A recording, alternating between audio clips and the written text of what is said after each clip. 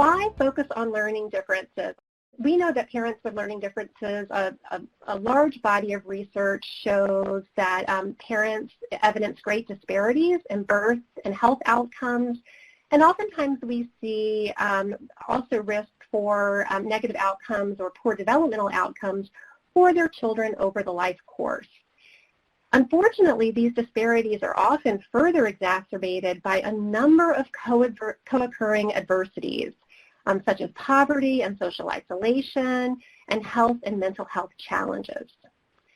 We also know from other research that has taken place in social service and maternal and child health settings that providers have identified challenges working with this population, including identifying clients who have intellectual and developmental disabilities and other learning differences, but also a great need to adapt materials, to spend more time with families, and to increase flexibility across the board.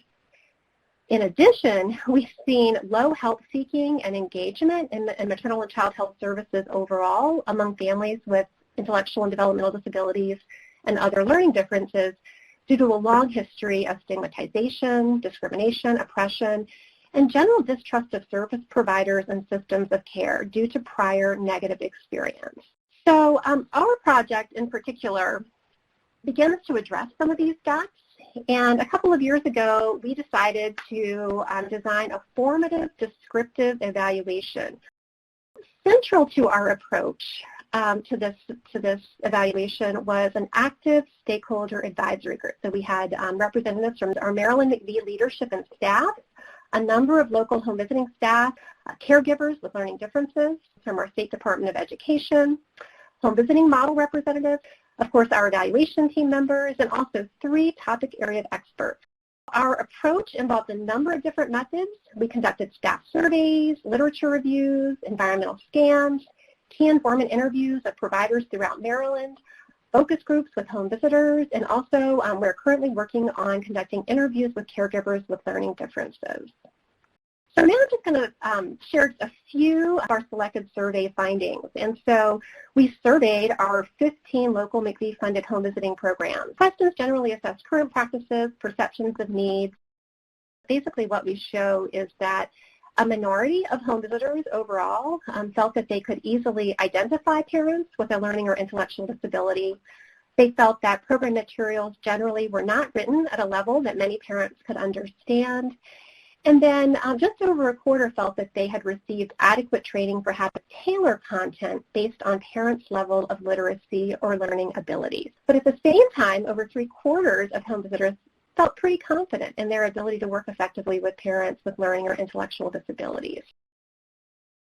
So then we also conducted focus groups with home visitors. Questions were about current practices, supports, challenges, and needs. And generally we found 3 intersecting themes that emerged from our data. They were accessibility, time, and communication. When we talk about accessibility, we're talking about the degree to which a person can participate in and benefit from a service, putting in a similar amount of time and effort as someone who does not have a disability. So in terms of accessibility, we heard a number of challenges being identified by home visitors. One home visitor said, the curriculum reads at a 10th or 11th grade level.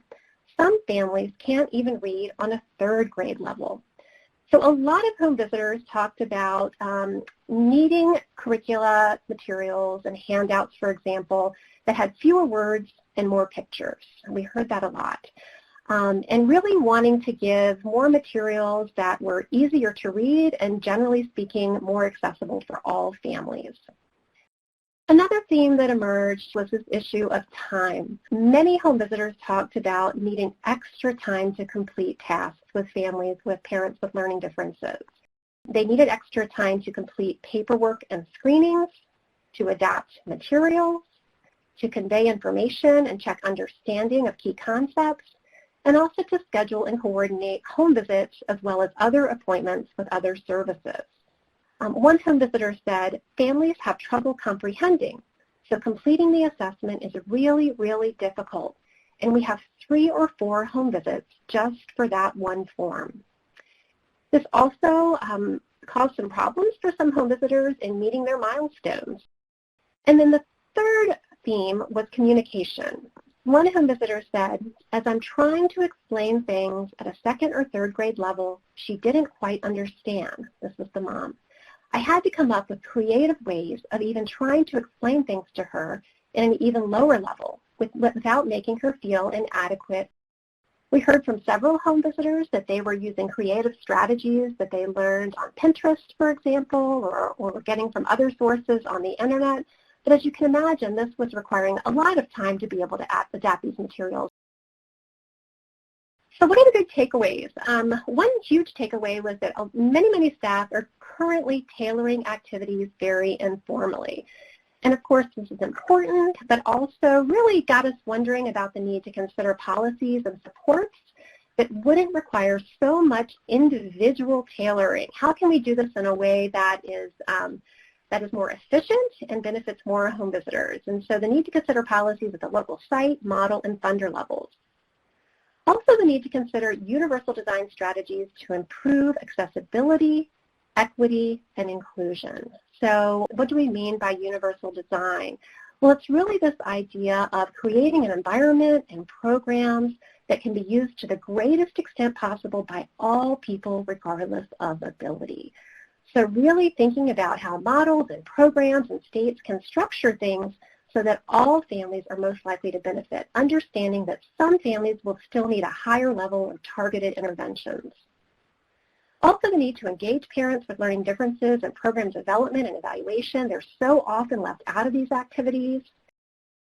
If we bring together our focus groups and survey results, what we see here is that as well as our literature review findings and other activities, really suggests that there are factors at multiple levels that are likely to influence the quality of services for parents with learning differences. So yes, we need to focus on those one-on-one interactions with families, but we also need to think about higher level supports that programs can be providing and that states and models can be providing to help home visitors do their job and do it with confidence.